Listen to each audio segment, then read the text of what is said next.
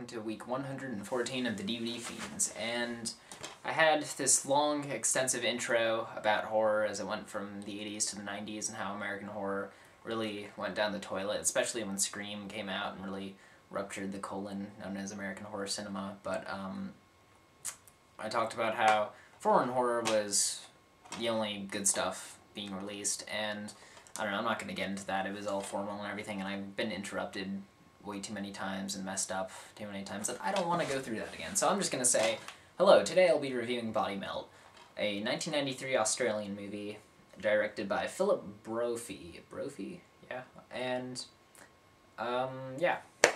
I'll start getting into the story. We follow a health farm that is testing its new health supplement on a circle of houses at the end of a street called Pebbles Court. It's this tiny little neighborhood, and they have several different families, one of them being a pregnant wife and her husband, a family of 4, 2 teenage boys, which I don't think we ever really see their parents, and was that it? Oh no, a wife and her husband, and some other guy who's just randomly there, and ends up getting killed like 40 minutes in the movie, which you don't really see, you just see a quick shot of him as he's melting. But the health supplement, there's something wrong with it. It's missing a certain ingredient to the point which is crucial to stabilize its effect, because without it, over time, as you take it, it will cause you to hallucinate and then eventually melt.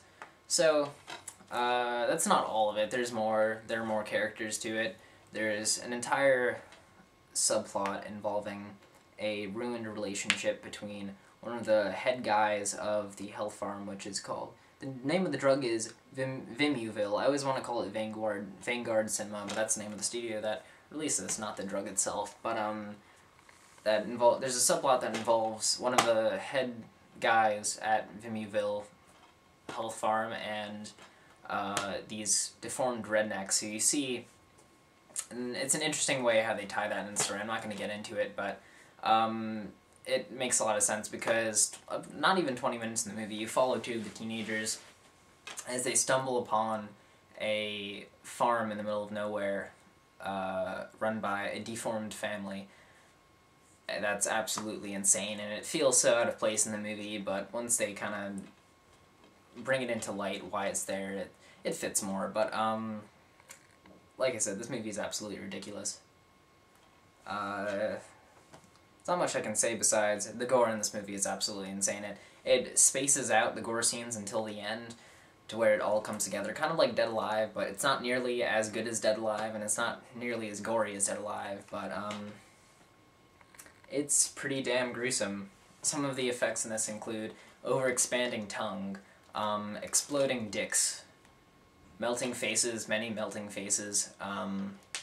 One of the opening scenes, the opening scene of this movie is actually another one of the headmasters has seduced, I forget who, someone, maybe he was a guy working for the company, I can't remember, seduces him and gives him an overdose of the drug in the opening scene, and after he goes in and steals some of the, what was it, maybe he seduced, I don't know, but he was stealing some of the information before you really know anything about what's going on. Within the first 5 minutes you see him take information on the family from Pebbles Court from the computer, and as he's driving along, the stuff starts to take effect on him.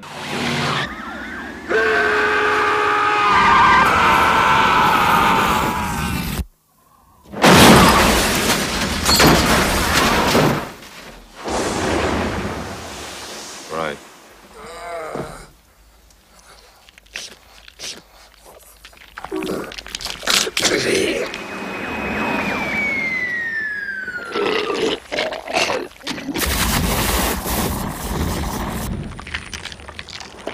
See this movie, Body Melt. It's ridiculous, it's hysterical, and incredibly weird. So, yeah, bye. Sean! Quick, Mum needs help. Something's wrong with Dad. Vimuville, the best place in the world for your body.